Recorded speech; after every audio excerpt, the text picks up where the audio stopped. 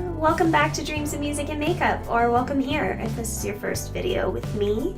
Thank you for being here. I'm really excited to see you. Consider subscribing if you are new around here, and click that bell next to the subscribe button to stay updated with all of my uploads. I do upload 2 beauty videos a week, and I'd hate for you to miss something. So definitely come join us over here. Today I thought I would discuss a few items with you guys that are things that I love that seem to be pretty unpopular opinions, whether people on YouTube just don't mention these things or they dislike them, but I love them. So I figured we would kind of discuss these things today. If you are interested in seeing the kind of complement of this video, things that others love that I hate, we can create that video as well. So you just leave a like down below if you like that idea. I'd be happy to do that for you. I have heard a lot of people review really negatively, and I absolutely adore, is this Laura Mercier setting powder. This is not to be confused with the cult classic translucent setting powder, which has a matte finish.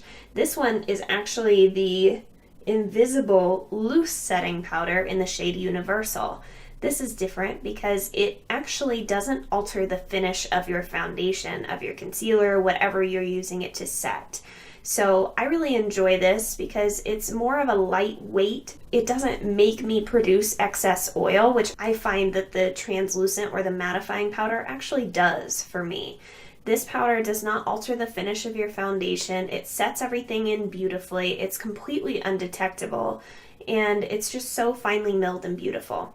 I will say that there are pressed and loose versions of both of these powders that I'm kind of referencing, and I would highly recommend you go with the loose form. The reason being is that there are fewer ingredients in a loose powder that's more finely milled, as opposed to something that's pressed and needs to stay adhered to itself and in a pan. There are more ingredients involved in that, as well as not having as finely milled of a product, in my personal opinion. Can it be done in a pressed powder to have it be really finely milled and nice? Yes. I always opt for loose. That's my personal thing. The Universal Invisible Loose Setting Powder as opposed to the Translucent Loose Setting Powder. This is something that I haven't heard enough people talk about, and I truly don't understand. Like, this is one of those things like stranded on a desert island. This is the only foundation I need. I actually struggle to reach for my other foundations because this one is so foolproof. It looks good on me regardless the length of my day. And that's just really something that's hard to argue with. And this is the number 7 Stay Perfect foundation. I discovered this last summer. I have gone through a full bottle of it. I have multiple shades, and I just adore this formula. It is very much a high-end foundation for a drugstore price point. This is a $16 foundation, which is kind of high for the drugstore, but I don't believe it's high for what it does. It's a beautiful, long-wearing foundation that looks like skin. It doesn't have a lot of transferring issues or wearing issues or anything. It truly looks beautiful, even without a primer. I'm not wearing this today. I wore this yesterday, and I told myself that I had to wear something else. I'm actually wearing the Wet n Wild Cushion foundation. I'm kind of in between shades. What else is new? This is something that I have never heard anyone besides myself mention as one of their favorites, and this one has been a favorite of mine for a long time. If you've been around here before, you've heard me reference that this lasts for 48 hours without flaking.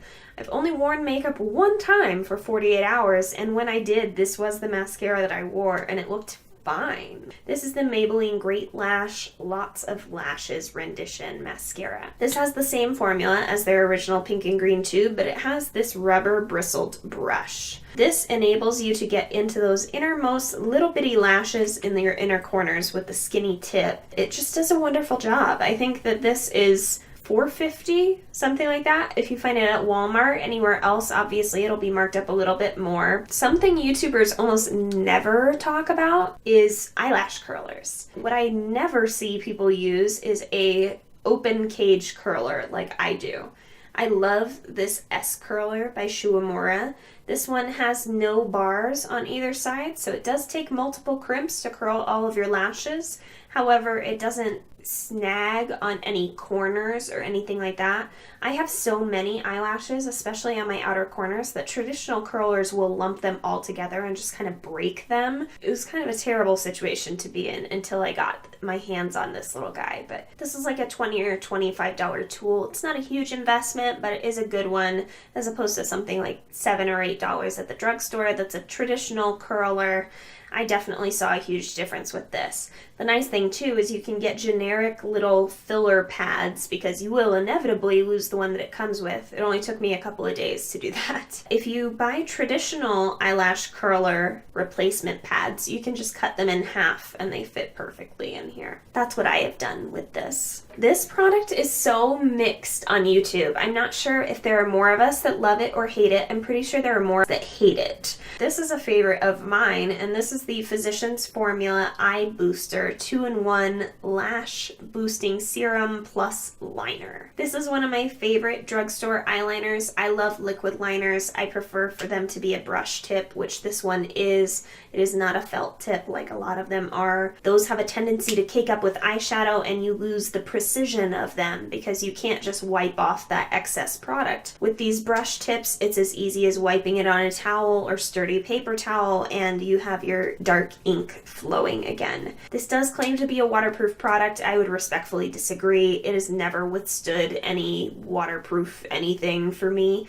However, I will say that it's fairly long wearing. It's not as intense as the Kat Von D, which I also adore. That's what's on my eyes today. This is in the dark brown color. I do think the black is superior to the brown. However, I think they're both worth getting them on sale. I'd never pay full price for these. I think these are like $11 if you don't get them on sale. I always wait for Physicians Formula coupons or sales or things like that to pick another one up for my backup drawer. If you don't feel like spending $20 on the Kat Von D one, I totally understand. This one I feel bad mentioning because I am totally someone who adores drugstore makeup. I mean, is all of it good? No, absolutely not. But I can find enough stuff at the drugstore to keep my makeup arsenal going and looking flawless and invest more in my skincare. I would rather my skincare be a little bit more reputable, researched, a little bit more refined than my makeup, because ultimately the makeup is sitting on top of the skincare. That's my 2 cents. You can feel free to do whatever you choose with your money, with your face. It's none of my business. You do you. That being said, being used to finding things that I enjoy and can't replace at the drugstore, it's a little bit disheartening to me to have this more luxury item that I am yet to find a dupe for. It's not even so much that I can't find a dupe for this product, it's that I can't find a dupe for this formula. And this is for the brow product that's in my brows right now. It's been the brow product that I've been wearing for the last, I want to say 3 or 4 weeks, just about. Every once in a while I'll use the Maybelline Total Temptation pencil, which is really nice as well. But this one is the perfect color, it's the perfect formula, it's so, so good. I'm gonna be really sad when it runs out, even though that is why I'm trying to use it up. I've had this for a long time. It's gonna get drier and drier and then I won't be able to use it.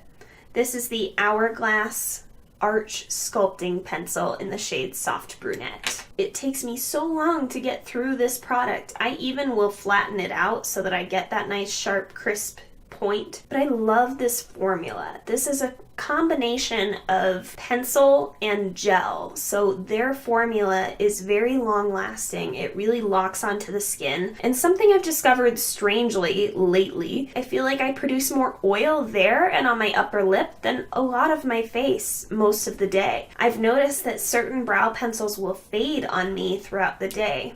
This one doesn't do that. It does also have this nice kind of generous spoolie on the other end, which I enjoy. It's not as precise as maybe I would like sometimes, but it works beautifully with this product. It was designed to work with it. I really love the color of this. Again, that's in Soft Brunette. That's the one I'm wearing right now. It's just very lifelike. It's definitely a hair-like color. A lot of times taupey shades have a tendency to look gray or green or some sort of unnatural hair color. This is just dead on for me. The color, the formula, I really wish it were in a skinnier pencil. I don't have an attachment to the triangular shape. However, I am tempted to repurchase this when this runs out because it's just so dang good. I also really don't want to spend like $30 or $40 on a brow pencil.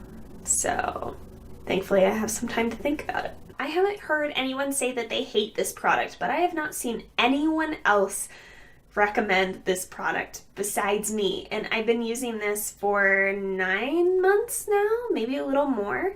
And this is the Maybelline Face Studio Blender.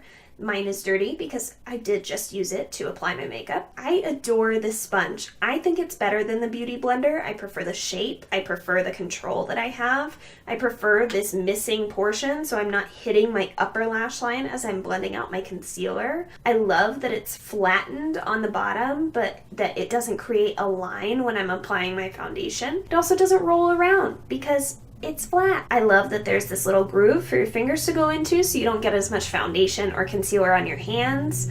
This is just a fantastic sponge and it's $6. Yeah, you heard me correctly, it's $6.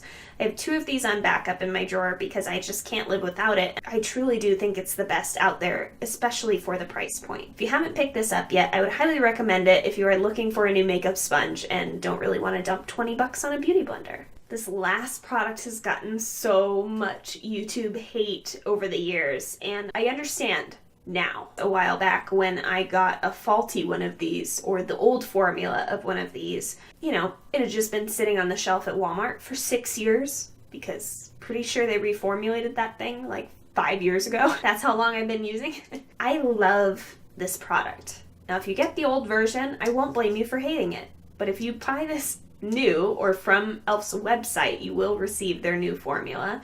This is the e.l.f. Ultra HD Under Eye Setting Powder in the shade Sheer. This is the tiniest little jar of powder you will ever see.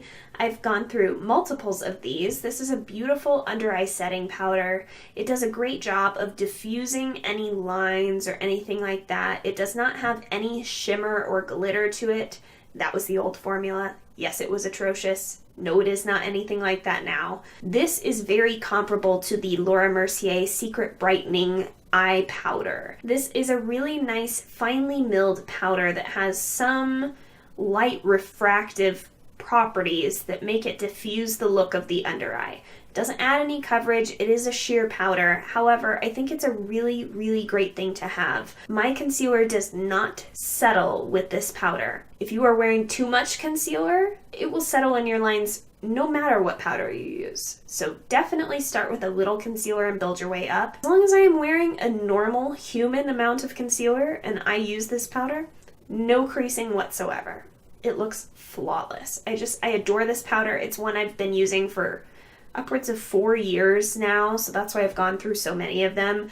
I really do believe in this product. Did you see any of your favorites in here that are a little controversial? I would love to hear that down below. If there's something that you think I would really enjoy, always feel free to leave recommendations for me. I love trying makeup. I love trying things out, so I'm always open to suggestion. And if you want to see the opposite of this video, if you want to see products that I hate that other YouTubers love, give this video a big thumbs up. That'll help me know that you guys are interested in this style of video. Hope you're having a wonderful day or evening wherever you are. I hope you keep dreaming, and I'll see you in my next video. Bye.